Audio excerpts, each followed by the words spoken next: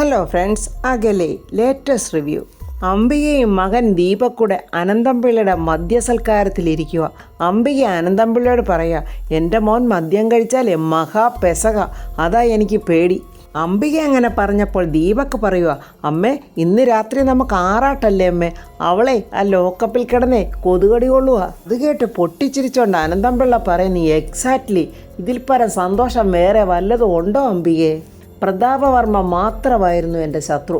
അമേരിക്കയിൽ നിന്നും തിരിച്ചു വരുമ്പോൾ അയാളെ എങ്ങനെ ഇല്ലാതാക്കണം എന്നുള്ള ഒരു ചിന്ത മാത്രമേ എനിക്കുണ്ടായിരുന്നുള്ളൂ. പക്ഷേ ഓർക്കാപ്പുറത്ത് എൻ്റെ ശത്രുപക്ഷത്ത് അവൻ്റെ മോള് ഋതിക വന്ന് ചേരുമായിരുന്നു. അവളെ അന്ന് വർമ്മയുടെ ഓഫീസിൽ വെച്ച് എന്നെ വല്ലാതങ്ങ് പൊരിച്ചു. ഞാൻ നിന്ന് വല്ലാതങ്ങ് വിയർത്തു. അന്ന് ഞാൻ മനസ്സിൽ കരുതിയതാ ഇവളെ അഴിയെണ്ണീക്കണമെന്ന്. അംബികയെ ഞാനല്ല പ്രതികാരം വീട്ടിയതെങ്കിലും now I am very happy. അവളുടെ കരിയർ അവസാനിപ്പിച്ച എൻ്റെ അംബികയ്ക്ക് എൻ്റെ കൺഗ്രാജുലേഷൻസ്. അംബികയ്ക്കറിയാവോ, ഒന്നിനെ ഒതുക്കിയാലുണ്ടല്ലോ ബാക്കി എല്ലാത്തിനെയും പടപടാന്ന് ഒതുക്കാം. ഇനി ഈ കുരുക്കിൻ്റെ മറ്റേ അറ്റത്ത് കുരുങ്ങാൻ പോകുന്നത് ആരാണെന്നറിയാവോ? ആ പ്രതാപവർമ്മയായിരിക്കും. ആ ഋതികയും വർമ്മയും ഒതുക്കി കഴിഞ്ഞാൽ പിന്നെ ആ രാജുവിനെ ഉണ്ടല്ലോ ഒരു ഉറുമ്പിനെ ഞെരിക്കുന്ന പോലെ ഞെരിച്ചങ്ങ് കൊല്ലാം. അംബിക പറയുക, അവനുണ്ടല്ലോ ആ രാജു പ്രതാപവർമ്മയുടെ മാനസപുത്രനാണെന്നും പറഞ്ഞ് നടക്കുക. ഓ പിന്നെ അവനെ ഞാനങ്ങ് കാലപുരിക്ക് അയക്കത്തില്ലേ അംബികയെ? ഇതെല്ലാം കേട്ടിട്ട് ദീപക് പറയുക, സത്യം പറഞ്ഞാലുണ്ടല്ലോ അങ്കിളെ, എനിക്ക് ഋതിയുടെ കാര്യത്തിൽ ചെറിയൊരു വിഷമമുണ്ട്. അയ്യോ അതെന്താ മോനെ എന്നിങ്ങനെ അനന്തംപിള്ള ചോദിക്കുമ്പോൾ ദീപക് പറയുക, എന്തൊക്കെയായാലും അവളെൻ്റെ മുറപ്പെണ്ണല്ലേ. അവൻ്റെ ഒരു മുറപ്പെണ്ണ്. അംബിക വഴക്ക് പറയുക, അമ്മേ ഞാൻ അവളെ കല്യാണം കഴിക്കാനിരുന്നതല്ലേ. അത് കേട്ടിട്ട് അനന്തംപിള്ള, എടാ മോനെ, അവിടെ കോടാനുകോടി രൂപയുടെ സ്വത്തടിക്കാനുള്ള പരിപാടിയല്ലായിരുന്നോ അത്? അതൊക്കെ ശരിയാ അങ്കിളെ, പക്ഷേ അവൾ ലോക്കപ്പിൽ കിടന്ന് കൊതുകടി കൊള്ളുന്നപ്പോഴേ എൻ്റെ ഉള്ളിലൊരു നീറ്റൽ. അംബിക ദേഷ്യത്തോടെ, എടാ മിണ്ടിപ്പോകരുത്, ആ എന്തിരവളെക്കുറിച്ച് എന്തെങ്കിലും പറഞ്ഞാലുണ്ടല്ലോ എൻ്റെ സ്വഭാവം മാറും. അയ്യോ അങ്ങനൊന്നും പറയാതെ അംബികെ, എന്തായാലും ഋതിക ഇപ്പോൾ മറ്റൊരുത്തൻ്റെ ഭാര്യ ആയാലും ദീപക് മോൻ അവളെ കെട്ടാൻ ആഗ്രഹിച്ചിരുന്നതല്ലയോ? മോൻ അതൊന്നും ഓർത്ത് വിഷമിക്കാതെ, ഈ അനന്തംപിള്ളയല്ലയോ പറയുന്നത്, ഈ കല്യാണം എന്നൊക്കെ പറയുന്നത് ദൈവത്തിൻ്റെ ഒരു പദ്ധതിയാണ്. നിനക്ക് വിധിച്ചിട്ടുള്ള പെണ്ണ് വേറെ ഏതോ ആണ്. അതൊക്കെ സമയമാകുമ്പോൾ അവൾ തന്നെ നിന്റെ ജീവിതത്തിലോട്ടങ്ങ് വരും. നീ എൻ്റെ കൂടെ നിൽക്കടാ, ഞാൻ പറയുന്നതൊക്കെ കേട്ട് എന്നിങ്ങനെ അനന്തംപിള്ള പറയുമ്പോൾ അംബികയ്ക്കും മോനും വലിയ സന്തോഷമാണ്. ഋതിക സങ്കടത്തോടെ ജയിലഴിക്കുള്ളിൽ ഇങ്ങനെ ഇരിക്കുവാണ്. രാജു അതുപോലെ പുറത്ത് നിൽക്കുന്നുണ്ട്. ജലപാനം പോലും കഴിക്കാത്ത പത്മാവതിയെ രാധമ്മ നിർബന്ധിച്ച് ചായ കുടിപ്പിക്കാൻ ശ്രമിക്കുവാണ്. എനിക്ക് വേണ്ട രാധമ്മേ, വേണുവേട്ടനെ നിർബന്ധിക്കുന്നു. മേഡം കുടിക്ക്, തലയൊന്ന് നേരെയെങ്കിലും നിൽക്കണ്ടേ. വേണുവേട്ട, രാജുവിനെ ഒന്ന് വിളിച്ചുകൂടെ? വിളിക്കാം മേഡം, ഞാൻ അതുതന്നെ ആലോചിച്ചുകൊണ്ടിരിക്കുമായിരുന്നു. അങ്ങനെ വേണുവേട്ടൻ രാജുവിനെ വിളിക്കുന്നുണ്ട്. എന്താച്ചാ? എടാ മോനെ, നീ സ്റ്റേഷനിൽ തന്നെ അല്ലേ? അതേച്ചാ, ഞാൻ ഇവിടെ തന്നെ നിൽക്കുക.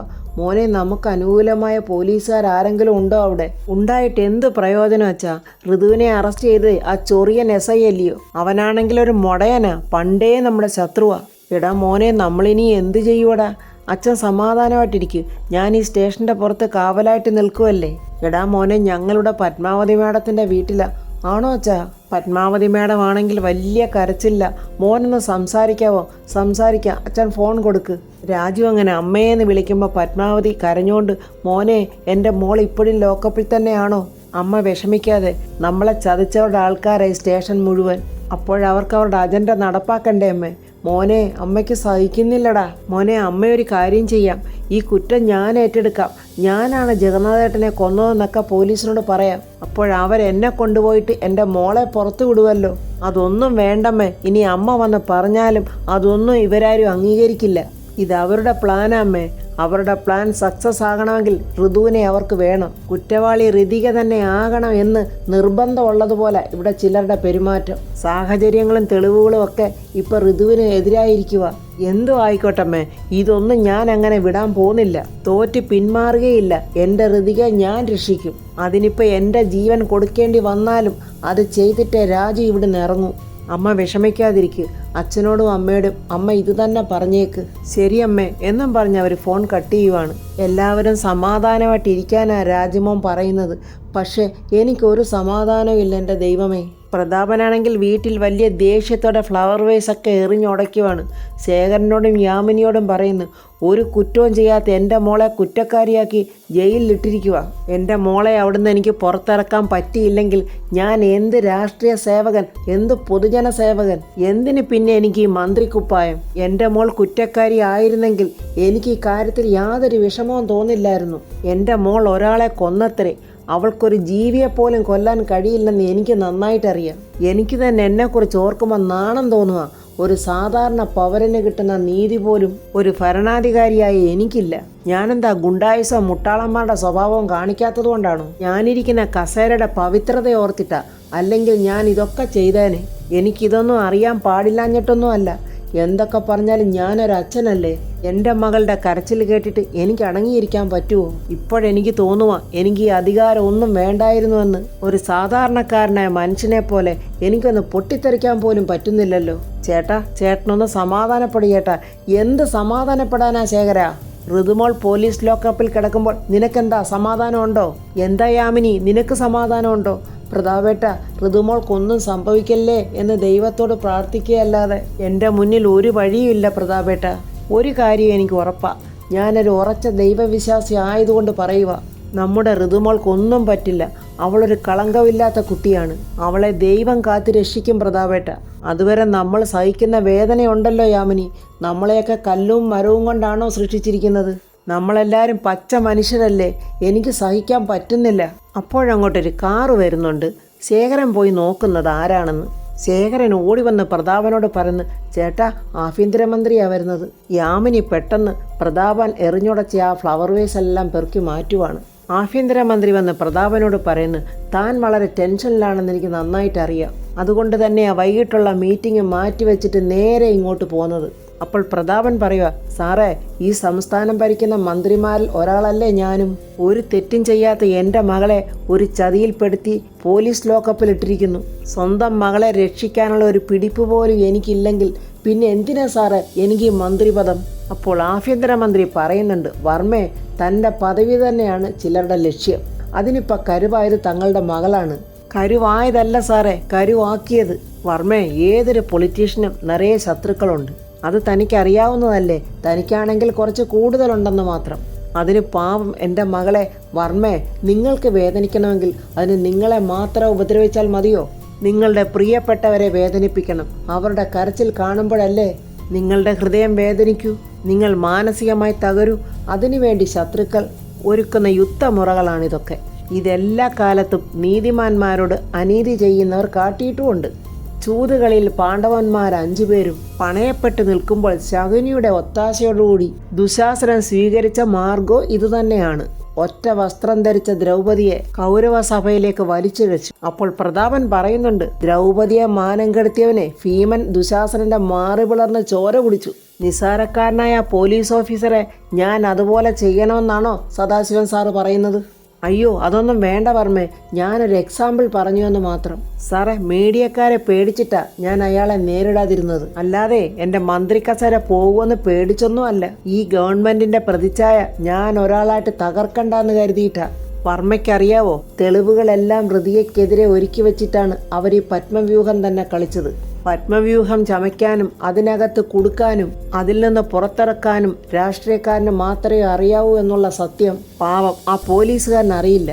വർമ്മ ധൈര്യമായിട്ടിരിക്കുക. കുഴി കുഴിച്ചവരും കുരുക്ക് തീർത്തവരും കെണി ഒരുക്കിയവരും അതേ കെണിയിൽ തന്നെ വീട്ടിൽ നിലവിളിക്കുന്ന കാഴ്ച നമുക്ക് കാണാവടോ എന്നിങ്ങനെ പറഞ്ഞുകൊണ്ടിരിക്കുമ്പോൾ അംബികയും മകൻ ദീപക്കും അവിടെ വന്ന് അവർ പറയുന്നത് ഇങ്ങനെ കേട്ടോണ്ട് നിൽക്കുവാണ്.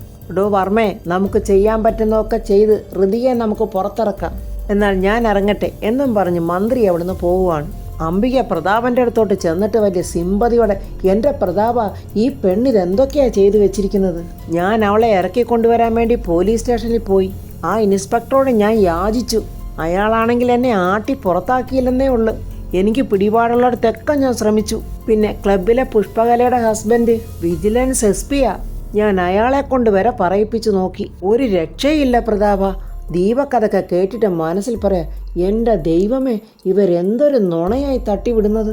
ഇവൾക്ക് അയാളോട് വൈരാഗ്യം ഉണ്ടെന്നും പറഞ്ഞ് ഇവൾ എന്തിനാ അയാളെ കൊന്നുകളഞ്ഞത്? അത് കേട്ടിട്ട് പ്രതാപൻ, അവളാരെയും കൊല്ലില്ല, ഒരാളെ കൊല്ലാനുള്ള മനസ്സൊന്നും എൻ്റെ മകൾക്കില്ല. എന്തായാലും പ്രതാപ, നീ സമാധാനത്തോടെ ഇരിക്ക്. അവളെ എങ്ങനെങ്കിലും രക്ഷിക്കാൻ പറ്റുമോയെന്ന് ഞാനൊന്ന് നോക്കട്ടെ. ഞാനേ ഒരാളെ കൂടി ഒന്ന് വിളിക്കട്ടെ. ദീപക്കെ, നീ ഇങ്ങോട്ട് വന്നേ എന്നും പറഞ്ഞ് ദീപക്കനെ വിളിച്ചുകൊണ്ട് അംബിക അകത്തോട്ട് കയറി പോവുക. അംബിക റൂമിലോട്ട് വന്നിട്ട് ഫോൺ ചെയ്യുന്നു. ഐസക് സാറല്ലേ, ഫോറൻസിക് ഓഫീസർ? ഞാനേ അംബിക വർമ്മയാ സാറേ. അംബിക എന്നിട്ട് എന്തൊക്കെയോ അയാളോട് സംസാരിക്കുന്നുണ്ട്. അത് കണ്ടിട്ട് ദീപക്ക് മനസ്സിൽ പറയാം, മകളെ രക്ഷിക്കാവുന്ന ആങ്ങളോട് പറഞ്ഞിട്ട് എന്തൊക്കെയോ സംസാരിക്കുവാണല്ലോ. ഇവർ വിളിക്കുന്ന ഫോറൻസിക് ഓഫീസറെ തന്നെയാണ്, പക്ഷേ വിളിക്കുന്നത് അവളെ പൂട്ടാനാ. ഇവർ വല്ലാത്ത ഒരു ക്യാരക്ടർ തന്നെയാണ്. പിന്നെ എങ്ങനെയാണ് ഞാൻ ക്രിമിനലല്ലാതാകുന്നത്? ഈ മുതലിൻ്റെ അല്ലേ ഈ മോൻ? എന്തൊക്കെയോ പറഞ്ഞുറപ്പിച്ചതുപോലെ അംബിക ചിരിച്ചോണ്ട്, ഓക്കെ സാർ, ഫണ്ട് ഞാൻ അക്കൗണ്ടിലേക്ക് ട്രാൻസ്ഫർ ചെയ്തേക്കാം. അപ്പോഴാ കെട്ടു ഓക്കെ ആയി എന്ന് പറയുമ്പോൾ ദീപക് ചോദിക്കുന്നത്, എന്താമേ എടാ, പൂട്ടുമ്പോൾ എല്ലാ കെട്ടും ഒന്ന് മുറുക്കണ്ടേ? ഫോറൻസിക് ഓഫീസിലോട്ടാണ് ഞാൻ വിളിച്ചത്. നാളെ ഫോറൻസിക്കിൻ്റെ റിസൾട്ട് വരും. ആ ഗണ്ണീന്ന് കിട്ടാൻ പോകുന്നതേ അവളുടെ ഫിംഗർ പ്രിൻ്റ് തന്നെയാണ്. അയ്യോ അമ്മേ, അപ്പോൾ ജഗന്നാഥനെ കൊന്നത് ഋതിക തന്നെയാണെന്ന് ശാസ്ത്രീയമായി തെളിയുന്നു അല്ലേ? അപ്പോൾ ഫിംഗർ പ്രിൻ്റ് വരാതെ അമ്മ എങ്ങനെയാ ഗണ്ണ് ഉപയോഗിച്ചത്? ഗ്ലൗസ് ഇട്ടുകൊണ്ട് ഷൂട്ട് ചെയ്തതിന് ശേഷം ആ ഗണ്ണ് അവളുടെ കർച്ചീഫിൽ പൊതിഞ്ഞ് കാട്ടിലോട്ട് വലിച്ചെറിഞ്ഞു. അപ്പോൾ നാളെ എന്തായിരിക്കും അമ്മേ സംഭവിക്കുന്നത്? അതിനെന്തിനാടാ മണ്ട ഇത്രയൊക്കെ സംശയിക്കുന്നത്? കൊലക്കേസിൽ പ്രതിയായി ഉറപ്പിച്ച് തൽക്കാലം അവളെ കോടതി റിമാൻഡ് ചെയ്യും. അങ്ങനെ നമ്മുടെ ശത്രു ജയിലിലേക്ക്. ഈ സമയം രാജുവാണെങ്കിൽ പോലീസ് സ്റ്റേഷനിൽ ആ പോലീസ് ജീപ്പിൽ ചാരി ഇങ്ങനെ അവിടെ നിൽക്കുവാണ്. ഇൻസ്പെക്ടർ വന്ന് നോക്കുമ്പോൾ രാജു പുറത്ത് നിൽക്കുന്നതാണ് കാണുന്നത്. എന്നിട്ടാ ഇൻസ്പെക്ടർ അനന്തംപിള്ളയ്ക്ക് ഫോൺ ചെയ്യുന്നു. എന്താടോ എന്ന് ചോദിക്കുമ്പോൾ, സാറേ, ആ രാജു ഇവിടുന്ന് പോയിട്ടില്ല സാർ, അവൻ സ്റ്റേഷൻ്റെ ഫ്രണ്ടിൽ തന്നെ കുത്തിയിരിക്കുക. അപ്പോൾ ഫ്രണ്ട്സ് എല്ലാവരും ചേർന്ന് ഋതികയെ കൊടുക്കാൻ ശ്രമിക്കുമ്പോൾ ദൈവം ഋതികയുടെ ഭാഗത്ത് തന്നെ ആയിരിക്കും. ഋതികയ്ക്ക് ആരെയും കൊല്ലാനോ അങ്ങനെ ചിന്തിക്കാൻ പോലും കഴിയില്ലെന്ന് ദൈവത്തിനറിയാം. അപ്പോൾ ദൈവം തന്നെ നാളെ ആ കേസ് തെളിയിക്കും. കൊച്ചമണിയുടെ ഫിംഗർ പ്രിൻ്റ് ആയിരിക്കും മിക്കവാറും ആ ഗണ്ണിൽ തെളിയുന്നത്. അങ്ങനെ കൊച്ചമണിയെ പിടിക്കപ്പെടും. കൊച്ചമണിയുള്ള കഥകളെല്ലാം അംബികയെക്കുറിച്ച് പറയും എന്നുള്ള റിവ്യൂമായി നമുക്ക് നാളെ കാണാം. എൻ്റെ ഈ റിവ്യൂ ഇഷ്ടപ്പെട്ട ലൈക്കും കമൻസും, സബ്സ്ക്രൈബ് ചെയ്യാത്തവർ സബ്സ്ക്രൈബ് ചെയ്യണേ.